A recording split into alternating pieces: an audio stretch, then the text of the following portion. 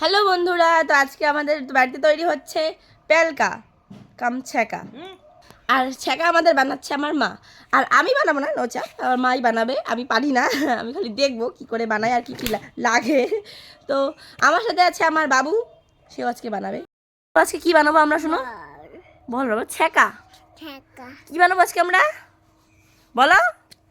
তো ওর হয়ে গেছে বলা, ঠিক আছে। তো চলো আমরা দেখে নিই কি কি আজকে লাগবে আমাদের ছ্যাঁকা তৈরি করতে। চলো। এটা হলো কলা গাছের মুড়া, যেটা হয় নিচেরটা, ওটাকে শুকিয়ে তারপর এটাকে এভাবে পুড়িয়ে ধুলা বানানো হয়। আর ধুলা থেকে জলটা নিয়ে গাইস এই ছ্যাঁকাতে দেওয়া হয়, সরি এই চাপার ঝোলে দেওয়া হয়। আর এর মধ্যে শীতলও দেওয়া যায়, তো আজকে শীতলও দেওয়া হয়েছে। শীতল তোমরা জানোই, শুটকি মাছকে গুঁড়া করে মানকচু দিয়ে, লঙ্কা দিয়ে, রসুন দিয়ে, সরষের তেল দিয়ে যেটা শুকানো হয় ওটাকে বলে শীতল। গাইস ওই শীতলটা দিয়ে এই ছ্যাঁকাটা আজকে হবে তৈরি, প্লাস এটা দেওয়া হবে। আর বানাচ্ছে আমার মা গরিবের রান্নাঘরে, কোনো ব্যাপার না, সেটাও দেখে নাও তোমরা।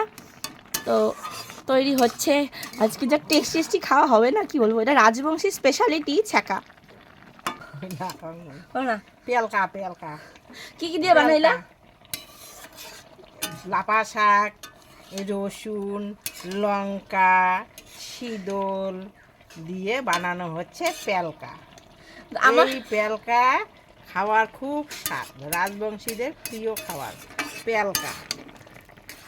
ভাত মাইকে মুখের মধ্যে দিলে পুশ করে গলা দিয়ে চলে যায়। তো তোমরা শুনলেই কিরকম টেস্ট হয়, তো দারুণ টেস্ট হয়। তো আজকে হবে আমাদের পেলকা। আজকের দুপুরের খাওয়াটা বেশ ভালোই হবে, তাই না? যদি তোমরা কেউ খেতে চাও, যদি ইচ্ছুক থাকো, চলে আসো আমাদের বাড়ি। আজকে আমাদের হবে ছ্যাঁকা দিয়ে খাওয়া। তো গাইস আজকে ভিডিও এইটুকুই, টাটা।